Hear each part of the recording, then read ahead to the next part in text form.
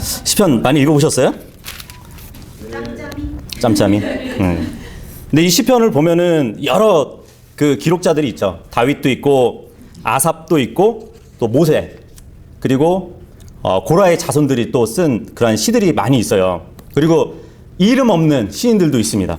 예, 그런 시편들이 다 이렇게 모아졌는데 시편 하면은 보통 이제 다윗이 먼저 생각나긴 하죠. 그죠? 대부분의 기록자가 다윗이거든요. 예, 그래서 시편 하면 다윗. 그것도 다윗도 그냥 다윗이 아니라 하프를 들고 있는 예, 그 다윗을 연상하게 되죠. 그죠? 그래가지고 이 시편이라는 게 영어로 보면은 이제 쌈스잖아요. 그죠? 예, 이 피자는 묵음이니까 예, 쌈스. 시편. 이 쌈스의 어근이 어디서 나왔냐면 줄 달린 악기라는 그 히브리어 단어에서 나왔어요.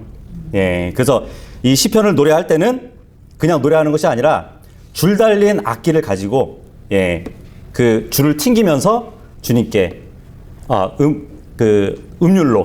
음률을 내면서 주님께 찬양 드렸던 그 시편이라고 우리가 볼 수 있거든요. 그 시편 8편하고 81편 그리고 84편에 보면은 제목에 이제 그렇게 써 있거든요.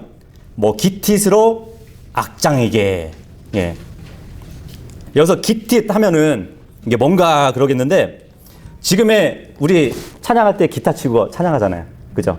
예. 그 기타에 이제 어근이 되는 악기거든요. 예. 그래서 기티. 예. 그 줄 달린 악기로 예.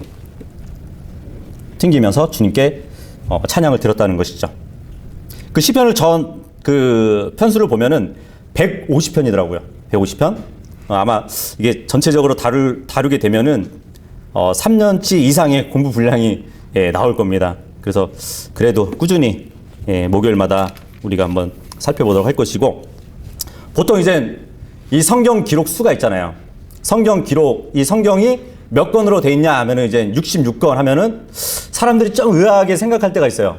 아, 주님은 7로 운행하시는 분이신데 7의 숫자로 일하시는 분인데 왜 하필 성경은 66권일까? 네? 그죠? 근데 정확히 이제 세부적으로 성경을 보잖아요. 그러면은 이 시편만큼은 5개의 책이 하나로 되어 있는 거예요. 네, 무슨 말씀이냐면 1편에서 41편까지가 한 권이고 42편에서 72편까지가 두 권째고 73편부터 89편까지가 예, 세 권째 그리고 90편에서 106편까지가 네 권이고요. 네 권째 그리고 107편부터 150편까지가 다섯 번째 책이에요. 요 5개의 책이 하나로 만들어진 게 이 시편이거든요. 그렇게 되면은 이 시편을 5권으로 나눈다고 치면은 성경이 총 몇 권이 되는 것이죠? 66권이 아니고 70권이 되는 것이에요. 네, 그렇게 되면은 예, 하나님이 운영하시는 완전수대로 성경이 그 권수가 기록이 되어 있다는 것을 우리가 볼 수 있죠. 그죠? 예. 근데 이제 어떤 분들이 그런 말을 하죠. 아니, 신약 성도가 이 시편하고 무슨 큰 관계가 있나? 예, 물론 구약 성경이고 관계성이 그렇게 있을 책인가? 예, 그렇게 얘기를 하기도 하는데 물론 이제 로마서 15장 4절에 보면은 전에 기록된 것은 우리의 배움을 위하여 기록되어 있다고 성경은 말씀하고 있거든요. 마찬가지로 시편도 우리의 배움을 위해서 예, 물론 기록이 되어 있는 것인데 직접적인 관련이 있을까? 이제 그렇게 물어보시는 분들이 있어요. 직접적인 관련이 있죠. 직접적인 관련이 있으니까 우리가 이제 보통 복음성가 보면은 시편을 두고 작곡한 곡들이 많아요. 그죠? 예. 시편 뭐 8편 같은 경우 여호와 우리 주여 알죠? 예. 그런 곡도 있고 여호와는 나의 목자시니 내게 부족함이 없으리로다. 이 찬양도 시편에서 얻어와 가지고 이렇게 가스펠송으로 우리가 부르기도 하는데 물론 이제 변개된 성경에서 이렇게 가사를 썼기 때문에 조금씩은 예, 차이는 있을 수 있어요. 근데 시편은 교회하고 굉장히 밀접한 관계가 있습니다. 우리가 한번 말씀 한 세 구절 한번 찾아볼게요. 고린도전서 14장 26절 한번 보도록 할게요. 제가 읽어볼게요. 형제들아, 그러면 어찌해야 하겠느냐? 너희가 함께 모일 때에, 예, 여기 모임을 얘기하고 있습니다. 너희 각 사람에게 찬송시도 있고 교리도 있으며 타 언어도 있고 계시도 있으며 통역도 있나니 모든 것을 교회를 세우기 위해 할지어다. 물론 이 지금 고린도 교회 당시에는 모임을 가질 때는 그죠? 성경 기록도 있고 찬송 시도 있대요. 예, 물론 지금은 필요 없는 은사가 됐지만 어떠한 타 언어나 뭐 통역 이런 것도 있었지만 지금의 우리가 모일 때 뭐 하죠? 말씀의 교리를 함께 나누잖아요. 그죠? 예. 그리고 중요한 게 뭐냐면 찬송 시도 있다고 합니다. 예. 그래서 우리가 모여서 찬송을 하는 이유도 이 말씀에 의해서예요. 우리가 모일 때 찬송 시도 있어야 되는데 이 찬송 시가 영어로 뭐죠? 쌈이에요, 쌈. 그죠? 예. 시편이란 말이에요. 에베소서 5장 18절, 19절도 한번 보도록 할게요. 술 취하지 말라. 그것에는 과도함이 있나니 오히려 성령으로 충만할지니라. 그리고 19절을 보시면 시와 찬송가와 영적 노래로 너희끼리 서로 말하며 너희 마음속에서 주께 노래하고 선율을 만들며. 예, 이 말씀이죠. 여기도 보니까 찬송가가 있어요. 그리고 영적인 노래가 있고요. 그리고 시가 있습니다. 예, 요 시가 영어로 뭐예요? 쌈스죠. 네. 시편이 있어야 되는 것이에요. 서로 시편을 얘기하고 또 찬송가를 서로 말하고 또 영적 노래로 너희끼리 서로 말하래요. 예. 그리고 이제 주님께 드리는 그 찬양을 곡조로 만들어서 선율을 만들어서 주님께 올려 드리는 것이 찬송입니다. 예. 그러니까 우리 교회하고 밀접한 관계가 있죠. 예, 시편은. 그리고 골로새서 3장 16절도 한번 보도록 할게요. 그리스도의 말씀이 모든 지혜와 함께 너희 안에 풍성히 거하게 하며 시와 찬송가와 영적 노래로 서로 가르치고 훈계하며 너희 마음속에서 은혜로 주께 노래하고. 네. 여기도 보면은 아까 그 말씀처럼 시와 찬송가와 영적 노래 이렇게 기록이 되어 있습니다. 여기서 시는 똑같이 쌈스, 시편을 얘기해요. 근데 이것을 그냥 부르라고만 하지 않고 시와 찬송가와 영적 노래를 서로 가르치래요. 예. 그리고 훈계하라고 합니다. 그쵸? 그러니까 이 시편은 우리가 주님께 올려드릴 찬송일 뿐만 아니고 찬양일 뿐만 아니고 그 말씀에서 오는 그러한 교리적인 내용과 또한 그곳에서 나오는 그 교훈, 그것을 훈계를 서로 가르치라고 말씀하고 있습니다. 예, 그래서 오늘 이 시편을 통해서 그곳에서 나오는 말씀의 훈계를 나누기를 원하는 것이에요. 그래서 우리가 이제 시편 한번 1편으로 가보도록 하겠습니다. 예, 보통 시편뿐만 아니고 욥기도 시죠, 그죠? 예, 그리고 잠언도 시고, 그리고 전도서, 아가서도 이제 시거든요. 시편 1편 1절은 복 있는 사람으로 시작한다면 욥기 같은 경우는 이제 불행한 사람으로 시작을 하죠. 불행한 사람, 욥. 예.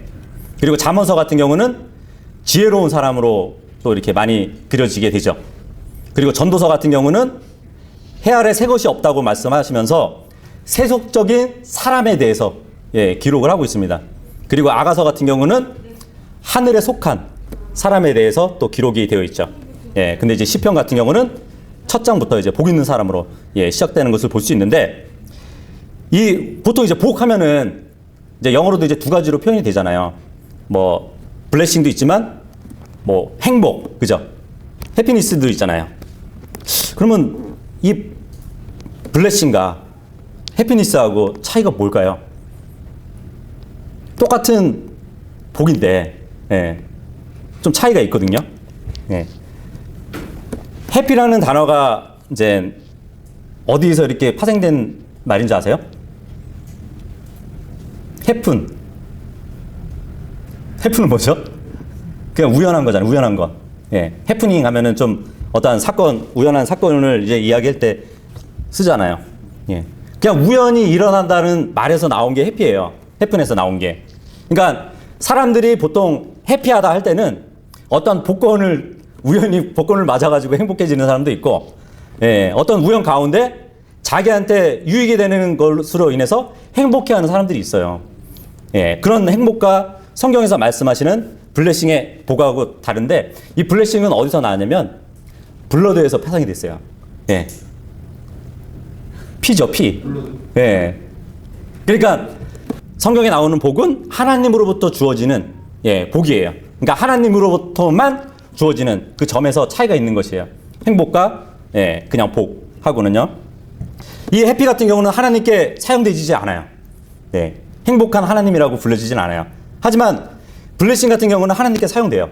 하나님께 사용되면은 뭘로 사용되는지 알아요? 송축하다는 말로 사용되어집니다. 그런 차이도 있다는 것을 우리가 볼 수 있어요. 시편 1편 1절 읽어볼게요. 다 같이 시작. 하나님을 따르지 않는 자들의 계획대로 걷지 아니하고 죄인들의 길에 서지 아니하며 조롱하는 자들의 자리에 앉지 않는 사람은 복이 있나니. 보통 이제 우리가 하나님께 복을 받으려면은 어떻게 얘기하죠? 하나님께 복 받으려면 이거 해야 돼. 하나님께 복 받으려면 이것을 지켜야 돼. 아니면 하나님께 복 받으려면 하나님께 바쳐야 돼. 드려야 돼. 보통 그러지 않나요? 그죠? 하지만 지금 1절에 보면은 하나님께 복을 받으려면 부정적인 거 3가지를 하지 말라고 되어 있어요. 그죠? 1절에 보면은 걷지 말래요. 하여튼 무엇랑 걷지 말래요. 그리고 무엇과 함께 서지 말래요. 그리고 무엇과 함께 앉지 말라고 합니다. 요 3가지의 부정어를 하지 않으면 복 있는 사람이라고 말씀을 하고 있거든요. 그러면 한번 이 3가지를 우리가 한번 뜯어보자고요. 3가지. 첫 번째는 복 있는 사람은 복 있는 사람은 하나님을 따르지 않는 자들의 계획대로 걷지 않는다고 합니다. 여기서 이제 그 가들리라고 되어 있는 그 말씀을 예전에 400년판에서는 이제 경건치 아니한 자들 이렇게 되어 있었는데 지금은 그냥 뭐 풀어서 쓴 것 같아요. 그죠? 하나님을 따르지 않는 자들. 가들리 하면은 하나님의 성품을 따르는 자들이잖아요. 그죠? 그러니까 하나님의 그 라이프 스타일로 사는 사람들을 얘기하잖아요. 그래서 지금 1절에 보면 하나님을 따르지 않는 자들의 계획대로 걷지 않는 사람들은 복이 있다고 말씀을 하시는 거거든요. 생각을 해보세요. 하나님을 따르지 않는 자들의 계획은 그 계획조차 하나님을 따르는 계획을 갖고 살까요? 그건 아니겠죠. 하나님을 따르지 않는 자들의 계획은 하나님을 따르지 않는 계획을 가지고 살 것이에요. 그러한 계획대로 걷지 말라고 하고 있거든요. 이 악한 계획은 2가지로 이제 하나님 앞에 일을 행하는데, 그 악한 계획을 하게 되면 그 악한 계획을 하나님 앞에서 숨겨요. 하나님 앞에 드러내지 않아요. 이사야서 29장 한번 보도록 할게요.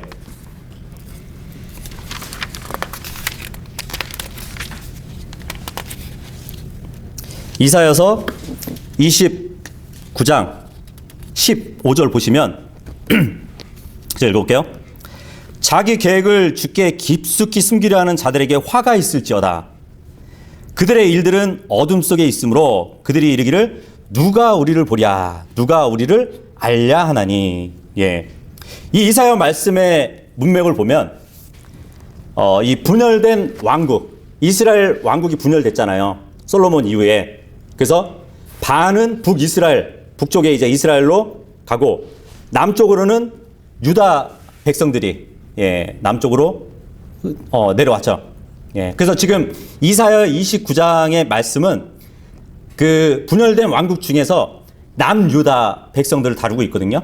근데 이 문맥을 쭉 보게 되면은 이 남유다 백성들이 하나님을 섬기는데 외형적으로는 북이스라엘보다 더 잘 섬겨요. 북이스라엘 같은 경우는 악한 왕들이 더 많았거든요. 그러다 보니까 우상 숭배도 하고 좀 하나님을 직접적으로 따르지 않는 그런 일들이 많이 있었어요. 근데 남유다 같은 경우는 겉으로 보기에는 하나님을 따르는데 굉장히 열심히 있었어요. 열심히 있었는데 그들이 이제 하나님께 제물을 들고 나와요. 제물을 들고 하나님께 바쳐요. 그런데 마음에는 그 제물들을 사랑하는 마음들을 갖고 있어요.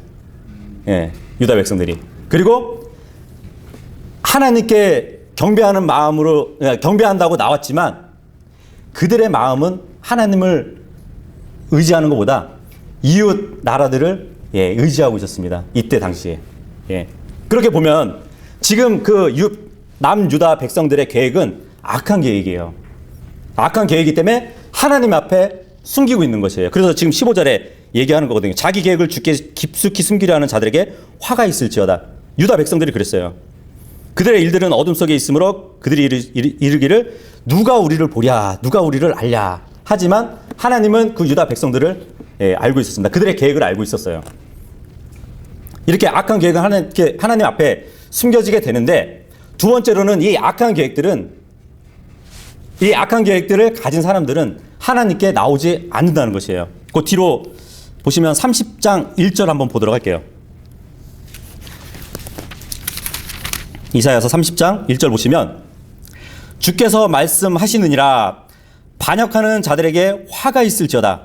그들이 내게서 나지 않는 계획을 취하며 내 영에서 나지 않는 덮개로 덮나니 이로써 그들이 죄에 죄를 더하는도다. 아까 29장 15절의 말씀 계획과 여기 이사야서 30장 1절의 계획 다 카운슬이에요. 근데 이 말씀의 의도가 뭐냐면, 이 남유다는 분열된 북이스라엘하고 가끔 전쟁을 치렀어요. 그러면 이제 전쟁을 하기 전에는 하나님께 물어야 돼요. 우리가 저 북이스라엘을 쳐들어 가도 됩니까? 그러면 언제 가야 됩니까? 그런 거를 항상 대언자를 통해 가지고 물어보고 전쟁을 치렀어야 되거든요. 하지만 남유다 백성들은 북이스라엘과 전쟁을 할 때 하나님께 도움을 요청하지 않았습니다. 아람 나라한테 도움을 요청해요. 그래서 동맹을 맺어가지고 북이스라엘을 쳐들어갑니다. 그리고 또 이제 아람에게 도움을 받았잖아요. 근데 아람하고 또 안 좋아졌어요. 그럼 또 아람을 치러 가야 되잖아요. 그럼 북이스라엘하고는 좀 사이가 안 좋으니까 아시리아 나라에서 동조를 얻어요.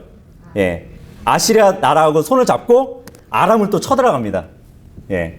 그러다가 또 이제 아시리아하고 또 사이가 안 좋아져요. 그럼 또 아시리아하고 전쟁을 치러야 되잖아요.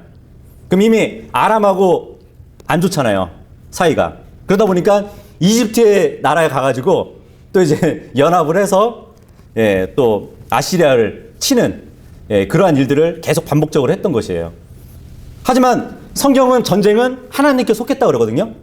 그렇다면 하나님께 여쭤보고 하나님을 의지해서 전쟁을 치렀어야 되는데, 그럼에도 불구하고 이제 공격을 받을 때는 항상 하나님께 나와서 그 원조를 받아들이지 않고 하나님께 요청하지 않고 다른 나라들을 의지하면서 전쟁을 치렀다는 것이에요. 근데 그것을 하나님은 악한 계획이라고 말하고 있습니다. 반역하는 계획이라고 말씀을 하고 있어요. 30절에 보면은. 우리의 삶은 어떤가요? 우리의 삶. 우리도 마찬가지죠. 겉으로는 주님을 섬긴다고 해요. 모임도 갖고 주님을 찬양하고 또 주님께 감사 기도도 올리지만, 내심, 우리의 겉과 다르게 우리의 내심은 주님이 우리에게 공급해 주시는 그 공급해 주시는 하나님을 의지하는 것보다는 공급되는 그 물질에 더 마음이 갈 때가 있습니다. 그렇지 않나요? 그리고 내가 사업을 하게 된다면 사람들을 운영해야 되기 때문에 사람들을 의지할 때가 또 많아요. 물론 이제 하나님이 이런 사람들을 나에게 붙여줘가지고 정말 내가 이 일을 잘 수행한다고 고백은 하지만 마음 내심은 사람들에게 더 가 있다는 것이에요. 이 사람이 여기서 일을 그르치면은 내일 일을 어떻게 메꾸지? 그런 일들을 더 치우쳐서 생각을 한다는 것이에요. 유다 백성들이 그랬다는 것이에요. 하나님을 섬긴다 하지만 그들의 마음은 항상 물질에 가 있고, 그들의 마음은 하나님께 의지하는 것이 아니라 다른 나라들을 의지하고 전쟁을 치르고 그랬다는 것이에요. 그래서 지금 시편 다시 돌아와서 이제 1편 보시면 하나님을 따르지 않는 자들의 계획대로 걷지 않는 사람들은 복이 있다고 합니다. 이건 불신자들을 얘기할 수도 있겠지만 우리 믿는 사람들도 마찬가지예요. 우리도 신자지만, 성도지만 하나님을 따르지 않는, 자기 자신을 의지하고 내 생각대로 하고 내 라이프 스타일로 살아간다면 하나님을 따르지 않는 자기 계획대로 사는 사람들이 되는 것이에요. 예. 어쨌든 요 한 가지로 예, 지금 그 계획대로 걷지 말라고 말씀을 하고 있습니다. 그 두 번째로는 죄인들의 길에 서지 말라고 예, 말씀을 하고 있어요. 죄인들의 길에 서지 말라고. 잠언서 한번 보도록 할게요. 잠언서 4장 14절. 사악한 자들의 행로로 들어가지 말고 악한 자들의 길로 다니지 말라. 예. 시편에는 죄인들의 길에 서지 말라고 그랬는데 죄인들은 사악한 자들이에요. 예, 이 잠언서의 말씀 보면 사악한 자들이고 악한 자들이 죄인입니다. 그리고 쭉 내려가서 19절을 보면 사악한 자들의 길은 어둠 같아서 그들은 자기들이 무엇에 걸려 넘어지는지 알지 못하느니라. 예. 그쵸? 우리가 아무리 거듭나고 하나님의 자녀지만 우리도 여전히 육신을 입고 있기 때문에 예, 언제든지 죄인들의 길에 함께 설 수도 있습니다. 그것을 우리가 주의해야 되는데 베드로전서 4장 3절에 보면 너희가 이전에 행한 그 일로도 족하다. 예, 이제 그만 죄 짓고 예, 너희가 구원받기 이전에 지은 죄들도 충분히 지었으니까 예, 그걸로 족하라고 말씀을 하고 있습니다. 그리고 세 번째로 보면 조롱하는 자들의 자리에 앉지 않은 사람은 복이 있다고 말씀을 하고 있어요. 조롱하는 자들의 자리. 그래서 조롱하는 자들, 이 조롱하는 자들 그 성경에 보니까 뭐 세 번밖에 나오지 않더라고요. 예. 물론 이제 그 잠언서 29장 8절에 보면 조롱이라는 단어 그대로 쓰고 다른 성경 구절에 보면은 모욕이라는 말로 쓰였더라고요. 예. 그래서 이렇게 세 번밖에 등장하지 않는데 잠언서 29장 8절에 보시면 이 조롱하는 자들이 어떤 자인지 예, 말씀해 주고 있거든요. 잠언서 29장 8절.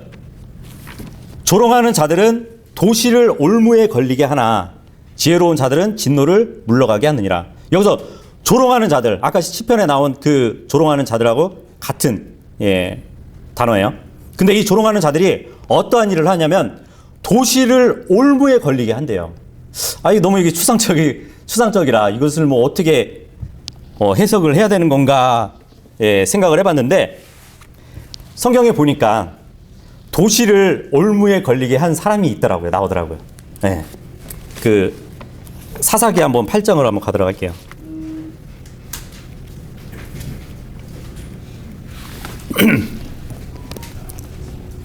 사사기 8장 21절에서 27절까지 보시면 기드온이 나옵니다. 기드온이 이제 나이가 어느 정도 먹고 예, 사람들이 많이 그 기드온을 쫓았죠. 예전에 이제 그 300용사를 데리고 계속 무궁무진하게 승리를 안겨왔던 예, 용사잖아요. 이에 세바와 살문나가 이르되 네가 일어나 우리를 덮치라. 사람이 어떠한 같이 그의 힘도 그러하니라 하니 기드온이 일어나 세바와 살문나를 죽이고 그들의 낙타들 목에 있는 장식품을 취하니라. 예. 전쟁을 하게 되면은 그 전쟁의 전리품을 취할 수 있죠. 그때 이스라엘 사람들이 기드온에게 이르되 당신이 우리를 미디안의 손에서 구출하였으니 당신과 당신의 아들들과 또한 당신의 손자가 우리를 다스리소서 하매 기드온이 그들에게 이르되 내가 너희를 다스리지 아니하겠고 내 아들도 너희를 다스리지 아니할 것이며 주께서 너희를 다스리시리라 하니라. 굉장히 겸손하죠, 그죠? 예, 자기가 영웅 대접을 받아도 되는데 너희는 우리를 따르지 말고 하나님이 너희를 다스리시기를 원하노라 이렇게 말씀을 하고 있거든요. 또 기드온이 그들에게 이르되 내가 너희에게 한 가지 요청하며 구하노니 곧 너희 각 사람이 자기 탈취물 중에서 기고리를 내게 줄지니라 하니라. 저들이 이스마엘 족속이라 근 기고리를 가지고 있었으므로 그들이 응답하되 우리가 기꺼이 드리리이다 하고 겉옷을 펴서 각 사람이 자기 탈취물 중에서 기고리를 그 안에 던지니 그가 요청한 금 기고리의 무게가 금 1700세겔이었으며 그 외에 장식품과 목걸이와 미디안 왕들이 입었던 자주색 의복과 그들의 낙타들 목에 둘렀던 사슬들이 있었더라. 예. 기드온에게 사람들이 다 준 거예요. 금이고 뭐고 장식품을, 전리품을 다 바친 거예요. 기드온이 그것을 에봇 하나를 만들어 자기 도시 오브라에 두었더니 온 이스라엘이 거기로 가서 그것을 따라 음행의 길을 가므로 그 일이 기드온과 그의 집에 올무가 되니라. 예. 아까 잠언서에 보면은 그죠? 조롱하는 자는 도시를 올무에 걸리게 만든다 그랬잖아요. 근데 지금 기드온은 27절에 보면 기드온이 그의 집에 올무가 되게 만들었대요. 이스라엘 집을 올무가 되게 만들었대요. 어떤 걸 올무로 만들었다는 건지 지금 잘 감이 안 오시죠? 예. 사람들이 지금 기드온을 영웅치고 하면서 따르려고 하는데 기드온이 나를 따르지 말고 주님께서 너희를 다스리기를 원한다. 하지만 내가 너희들한테 요청할 게 하나 있다. 기념품을 하나 만들어야겠다. 금을 나에게 다 가져오라고. 전리품을 가져오라고. 그래서 그 금을 녹여가지고 뭘 만들었냐면 제사장이 입는 에봇을 만들어요. 에봇을 만드는데 보통 이제 제사장이 입는 그 에봇이 뭐냐면 티셔츠 같은 거거든요. 요렇게 뭐 앞치마처럼 이제 걸쳐지는 에봇 옷이에요. 근데 지금 기드온이 만드는 것은 입는 용도가 아니라 기념품으로 만드는 것이 그 에봇을 금으로 만들어가지고. 예. 근데 물론 기드온은 지금까지 하나님께서 나에게 안겨주신 그러한 승리에 대한 기념품을 만든 거거든요. 예. 생각은 굉장히 좋아요. 주님을 위해서 만든 거잖아요. 근데 그 에봇이 어느 정도가 이제 중요하냐면 보통 제사장들이 갖고 있는 그 에봇을 나무에 달고 흔들잖아요.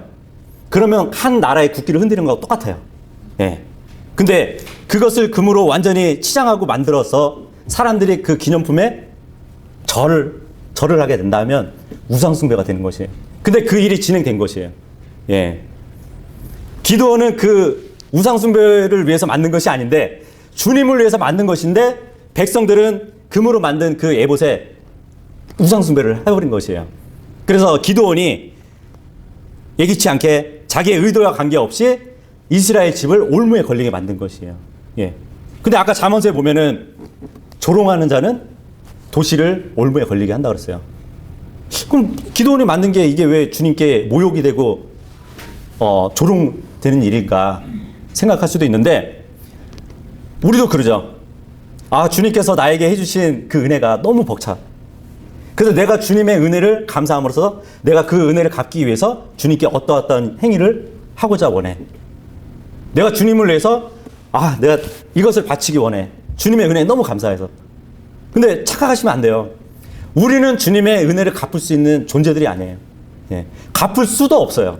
그냥 주님이 주신 그 은혜를 누리면서 사는 거예요. 예. 그 주님의 은혜를 우리가 몇 프로나 갚을 수 있다고 생각하세요? 평생 뭐 주님을 위해서 뭘 한다고. 예. 하지만 지금 기드온은 그 일을 한 것이에요. 주님을 위해서 기념품을 만든 거예요. 하지만 그 주님 앞에서는 그게 모욕이에요. 예. 주님 앞에서는 지금 기드온이 행한 일은 조롱이에요. 예. 네가 나를 위해서 뭘 한다고. 그거거든요. 네. 그래서 지금 시편 다시 돌아와서 보시면 1편 1절에 예, 조롱하는 자들에 앉지 말라고 되어 있습니다. 우리의 신앙생활도 마찬가지예요. 우리는 결코 주님의 은혜를 갚을 수 있는 사람들도 아니고 갚을 능력도 없고 예, 오히려 그분의 은혜를 받아서 살아야 될 사람들입니다. 하지만 주님을 위해서 내가 무엇을 행한다고 하면은 그건 주님 앞에 주님을 조롱하는 거고 예, 주님을 모욕하는 일이라는 것이에요. 예, 그 길에 그 자리에 앉지 말라고 성경은 말씀하고 있습니다. 요 세 가지를 예, 하지 않는 사람들은 복이 있다고 예, 말씀하고 있어요.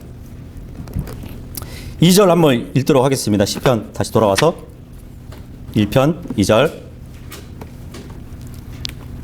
읽겠습니다. 시작. 그는 주의 율법을 기뻐하며 그분의 율법을 밤낮으로 묵상하는도다. 예. 하나님을 따르지 않는 사람들의 계획을 걷지 않고 죄인들의 길에 서지 않고 조롱하는 자들의 자리에 앉는 사람들은 어떤 사람들이냐면 주님의 율법을 기뻐하는 사람들이래요. 그리고 그분의 율법을 밤낮으로 묵상하는 자들이라고 합니다. 예. 이런 사람들은 악한 계획에 동조하지도 않고 죄인들과 함께 하지도 않고 결국 하나님을 조롱하는 자리에 앉을 수가 없다고 지금 성경은 말씀하고 있는 것이에요. 예. 여기서 이제 주님의 말씀을 밤낮으로 묵상하는 자들이 악함에 연루되지 않을 것이라는 그 말씀을 해주고 계시거든요. 예. 그렇기 때문에 우리는 정말 주님의 말씀을 이 밤낮으로 묵상한다는 것이 말씀 우리가 한 구절을 읽어도 정말 언제 어디서든지 다시 곱씹고 그 말씀을 한 번 더 생각하고, 예, 그러한 일들을 해야 된다는 것이에요. 예. 근데 이제 그 착각하지 말게 뭐냐면은, 우리는 묵상한다 그러잖아요. 그죠? 묵상한다 그러는데, 일반 사람들은 명상이라는 걸 많이 해요. 그죠? 예. 묵상이라는 것은 우리가 이 말씀을 통해서 그 말씀을 우리 안에 집어넣는 일이거든요. 예. 우리가 스스로 한번 되씹고, 그 말씀을 우리 안에 채우는 건데, 명상이라는 것은 그 사람 안에 있는 것을 뱉어내는 거거든요. 예. 바깥으로 몰아내가지고 그 빈 장소에 무엇인가가 들어오도록 하는 게 명상이에요. 네. 그래서 우리는 명상이 아니라, 예, 묵상을 하는 사람들입니다. 3절 읽어보도록 할게요. 3절. 읽겠습니다. 시작. 그는 물 있는 강가에 심은 나무, 곧 제철에 열매를 맺는 나무 같으며 그의 잎사귀 또한 시들지 아니하리로다. 그가 하는 것은 무엇이든지 형통하리로다. 예. 2절에 주의 율법을 기뻐하고 그분의 율법을 밤낮으로 묵상하는 사람들에게 어떠한 일이 주어지냐면 네 가지가 나오죠. 물 있는 강가에 심은 나무와 같대요. 첫 번째로. 예.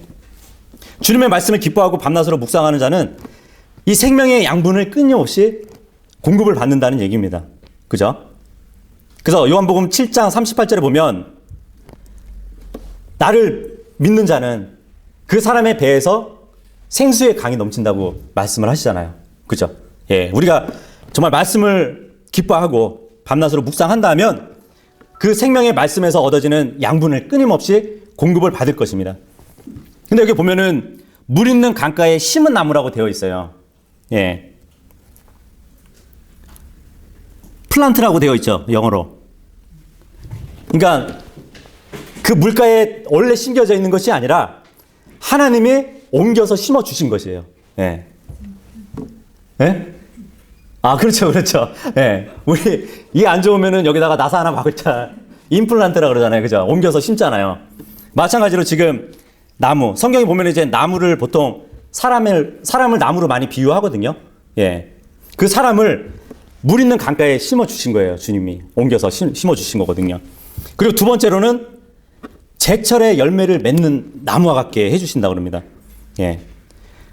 이 강물이 하나님의 말씀의 원천이고 또 생명의 양분을 주시는 성령님이라면 그 성령님의 양분을 받은 나무는 열매를 맺어야겠죠. 그죠? 예. 그 열매를 맺게 해 주시는데 그 열매를 제철에 맞게 해 주신대요. 그렇죠? 우리가 갈라디아서 5장에 보면은 성령의 열매에 대해서 9가지가 나오잖아요. 그죠? 사랑, 기쁨, 화평, 인내, 뭐 부드러움, 쭉 절제까지 나오는데 그것들이 우리의 삶에 있어서 제때제때, 그때그때 맺을 수 있는 그러한 열매를 갖도록 해주신다는 것이죠. 그리고 세 번째는 그의 잎사귀 또한 시들지 않는다고, 예, 말씀을 하고 있습니다. 보통 이젠 잎만 무성한 나무는 예수님이 그 무화과 나무도 한번 저주하신 적이 있잖아요. 열매를 얻으려고 했더니 잎만 무성해요. 그래가지고 저주를 해버리죠. 그죠? 근데 그것은 어떻게 보면은 잎사귀만 무성하면은 그 사람의 종교 행위를 나타내는 것이거든요. 예. 그 사람이 행함은 있지만 종교 행위를 나타내는 것이에요. 하지만 열매를 맺으면서 잎사귀가 무성하다? 그거는 선한 행위를, 예, 얘기하는 것이거든요. 근데 지금 요 시편 1편 3편에 그 잎사귀 또한 시들지 않는다는 것은 열매를 동반한 잎사귀, 그러니까 선한 행위들이 계속 이어진다는 것이죠. 예, 영적 삶을 계속 지속적으로 한다는 그 말씀을 해주시는 겁니다. 그리고 네 번째는 그가 하는 것 무엇이든지 형통하게 된대요. 예, 형통. 만사 형통하면은 다들 성공했어 그러죠. 예, 성공한 사람들은 만사 형통하잖아요. 그죠? 그래서 우리가 베이직 워드에서 찾아본 그 말씀처럼 여호수아 1장 8절에 보면, 네, 그 여호수아에게도 명령하신 그 말씀이 바로 주의 율법을 기뻐하고 율법을 밤낮으로 묵상하라는 것이었죠. 여호수아 1장 8절. 너는 이 율법책에 네 입에서 떠나지 말게 하고 밤낮으로 그것을 묵상하여 그 안에 기록된 모든 것에 따라 지켜 행하라. 그러면 네가 네 길을 순탄하게 할 것이며 그러면 네가 크게 성공하리라. 예. 그 시편의 1편 3편의 3절의 말씀처럼 예, 형통하게 된다는 것이죠. 사람들은 성공을 하려면은 뭐 좋은 계획을 짜서 돈을 많이 버는 게 성공이라고 생각을 하지만 성경은 바로 주님의 말씀을 밤낮으로 묵상하는 그 일이 정말 형통하는 일이고 예, 성공하는 일이라고 말씀을 하고 있습니다. 돌아와서 4절, 예, 1편 4절 읽겠습니다. 시작. 하나님을 따르지 않는 자들은 그렇지 아니하며 오직 바람에 날리는 겨와 같도다. 예. 지금 1절에서 3절까지 우리가 본 것은 하나님을 따르는 자, 그 따르는 자가 복받는 길이라고 말씀을 하셨다면 4절에서 6절 말씀은 하나님을 따르지 않는 자들의 망하는 길을 보여주고 있어요. 예. 그래서 영어로 보면은 지금 1편 1절에 보면은 그죠? 블레스드 해가지고 복으로 시작하잖아요. 근데 마지막 구절은 뭘로 끝나죠? 페르시로 끝나죠. 예. 망한다고. 끝에. 복과 망하는 것이 첫과 끝을 지금 장식하고 있어요. 예. 이 4절에 보면은 하나님을 따르지 않는 자들은 그렇지 않대요. 그렇지 않다는 것은 아까 우리가 3절에 살펴봤던 것처럼 잘 심겨지지도 않고 양분도 얻지 못하고 열매도 맺지 못하고 잎사귀도 말라버리는 예, 그러한 나무같이 된다는 것이죠. 예, 그리고 바람에 날리는 겨와 같다고 말씀을 하고 있습니다. 네? 가벼워요, 겨가. 그렇죠. 예. 근데 이 겨 체프가 어디에 또 나오는 말씀인지 아세요? 이게 마태복음 3장으로 가면 똑같은 이제 그 단어를 쓰고 계시는데 마태복음 3장 11절. 참으로 나는 너희가 회개하도록 너에게 물로 침례를 주지만, 침례 요한이죠. 내 뒤에 오시는 분은 나보다 더 강력하심으로 나는 그분의 신발을 들고 다닐 자격이 없노라. 그분께서는 너에게 성령님으로 침례를 주시고 불로 침례를 주시리니, 여기서 이제 불침례가 어떤 뭐 성령을 받고 뜨거워서 막 떼굴떼굴 굴르는 그런 침례가 아닙니다. 12절에 나와요. 곧 손에 키를 들고 친히 자신의 타작마당을 철저히 정결하게 하사 자신의 알곡은 모아 곡간에 넣으시되, 여기서 이제 껍질로 되어 있네요. 그죠? 예, 시편에 겨와 같다 했을 때 그 겨가 여기서는 똑같은 단어지만 껍질, 알맹이가 빠진 그 껍질로 되어 있네요. 그 껍질은 끌 수 없는 불로 태우시리라. 예. 그 불로 태우시는 일이 불침례예요. 예. 그렇다면은 시편 1편 4절에 하나님을 따르지 않는 자들은 마치 겨와 같다는 것이에요. 생명이 없는 거잖아요. 그죠? 그리고 결국 불에 타 버릴 존재들이라는 것이죠. 예. 다시 돌아와서 시편 1편 5절 예, 읽어보도록 하겠습니다. 시작. 그러므로 하나님을 따르지 않는 자들이 심판대에 서지 못하며 죄인들이 의로운 자들의 회중에 들지 못하리니. 예. 여기서 이제 뭐 심판대에 서지 못한다는 이 말이 뭐 심판에 서지 않을 것이다 이 말은 아니에요.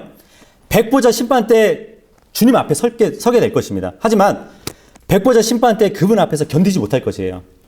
죄인들은 마치 법정에 설 권리를 갖지 못한 사람이 서는 것처럼 어떤 변명의 기회를 갖지도 못할 것입니다. 그리고 항소할 소망조차도 갖지 못하고 백보자 심판 앞에 서게 될 것이에요. 사실 백보자 심판 앞에 서는 사람들은 설 자리도 없어요. 사실 예, 공중에 붕 떠 있는 상태에서 심판을 받잖아요. 계시록에 보면. 그리고 그들은 의로운 자들의 회중에 들지 못한다고 예, 말씀하고 있습니다. 구원받는 자들의 무리에 낄 수 없다고 예, 말씀을 하고 있는 것이에요. 마지막 6절 한번 읽어보도록 하겠습니다. 6절 시작. 의로운 자들의 길은 주께서 아시나 하나님을 따르지 않는 자들의 길은 망하리로다. 예. 여기서 이제 의로운 자들의 길 그리고 하나님을 따르지 않는 자들의 길, 이 두 길이 나오죠. 예. 생명의 길이 있고 사망의 길이 있는 것이에요. 이제 이스라엘 백성에게 어떻게 할 거냐 선택을 해라. 예, 그런 말씀을 주시거든요. 신명기 30장 15절에서 18절까지 보시면 금방 시편 1편 6절에는 의로운 자들의 길과 하나님을 따르지 않는 자들의 길, 이 두 길이 나온다고 했습니다. 예, 신명기 30장 15절에 보면 보라 내가 이날 생명의 복과 생명의 길이죠. 또 사망과 화를 내 앞에 두었나니 사망의 길이 있다는 것이에요. 그러므로 내가 이날 네게 명령하여 주 내 하나님을 사랑하고 그분의 길들로 걸으며 그분의 명령들과 법규들과 판단의 규범들을 지키게 하노라. 그러면 네가 살고 번성할 것이며 또 주 네 하나님께서 네가 가서 소유할 땅에서 네게 복을 주시리라. 그러나 네가 만일 마음을 돌려 들으려 하지 아니하고 끌려가서 다른 신들에게 경배하며 그들을 섬기면 내가 이날 너희에게 이러한 심판을 선언하노니 너희가 반드시 망할 것이요. 예. 그리고 네가 요르단을 건너 들어갈 소유할 땅에서 너희가 너희 날들을 길게 하지 못하리라. 예. 이 말씀을 하고 있습니다. 역사적 위치로 볼 때는 율법 시대 유대인들에게 말씀을 해주시지만 교리적인 위치에서는 대환란 때에 천년왕국을 앞두고 환란을 겪는 유대인들에게 말씀해 주시는 그 구절이라고 볼 수 있습니다. 그러니까 환란 성도들은 주님의 말씀을 부여잡고 죄의 사람 짐승을 따르지 않고 또 그들의 계획을 따르지 않고 죄인들의 길에 서지 않고 그래서 하나님을 조롱하는 자리에 모욕하는 자리에 앉지 않고 끝까지 견뎌야만 하나님이 상속으로 주실 천년왕국에 들어갈 수 있는 것이에요. 그 안식의 땅으로. 그렇게 볼 수 있으면 됩니다. 우리가 이제 그 운전하다 보면은 그 가로수들이 많이 있죠. 그죠? 예. 그 가로수들 보면은 다 살아있는 나무들이에요. 그래요. 살아있는 나무들인데 뭐 봄에는 꽃을 피우고 또 이제 뭐 제철이 되면은 또 열매를 맺는 일을 쉬지 않는 것을 우리가 볼 수 있습니다. 예. 나무가 만약에 그 일을 멈출 때, 열매를 내는 것을 멈출 때는 그 나무가 죽을 때 뿐이에요. 예. 그래서 성경에는 사람을 나무로 비유로 많이 하시거든요. 예. 하지만 나무는 사람처럼 달 수도 없고, 걸을 수도 없고, 그죠? 사람보다 나은 점은 없어요. 사람보다 나은 점이 있다면 계속 지속적으로 열매를 맺는다는 것이 사람보다는 굉장히 나은 점이 있는 것 같아요. 나무가. 그러니까 그러한 점에서는 정말 우리도 그러한 열매 맺는 나무들처럼 돼야 되는데 정말 우리가 구원받고 영적으로 성장을 이루지 않는다면 그것은 개인의 잘못이에요. 왜냐하면 주님은 언제나 어느 때든지 우리가 원하면, 그죠? 우리에게 영적 성장을 원하시면은 그렇게 잘할 수 있도록 환경을 조성해 주시거든요. 그럼에도 불구하고 우리가 잘하지 못한다면서 그건 전적으로 이제 우리에게 잘못이 있는 것이죠. 구원받았다고 고백하면서도 여러 해가 지나도록 우리가 정말 그리스도의 향기를 품어내지 못하고 또 정말 열매 맺지 못하는 삶을 살아간다면 우리가 한 번씩은 정말 우리의 구원을 점검해 봐야 됩니다. 그러니까 그리스도인이라 하면은 너나 할 것 없이 주님께서 공급하심을 받는 사람들이에요. 빛과 양분을 받는 사람들입니다. 그래서 튼튼한 나무로 충분히 자랄 수 있는 나무들인 것이에요. 그래서 우리가 주님께서 정말 우리에게 나중에 열매를 찾으실 때 정말 여기 있습니다 하고 정말 주님께 열매를 내어 드릴 수 있는 우리가 됐으면 좋겠고요. 그리고 우리의 신앙이 겉으로는 정말 주님을 섬긴다고 하지만 다시 한번 우리 내면을 돌아보고 정말 하나님을 따르는 자들로서 하나님의 계획 안에 있는지 또 그 계획 안에서 우리가 걷고 있는지 정말 육신에게 계속 영적 전쟁에서 패배함으로 인해 가지고 정말 죄인의 길에 서 있지 아니한지 우리가 한번 이 시간 한번 생각해보고 정말 나의 행위로 어떤 의를 내세워서 정말 주님을 모욕하지 않았는지 우리가 한번 살펴보고 또 주님께 이 시간에 한번 물어보고 또 주님께 자백하고 그리고 우리가 새 힘을 주님께 달라고 정말 각자 자리에서 한번 1분이라도 기도하고 마치도록 하겠습니다.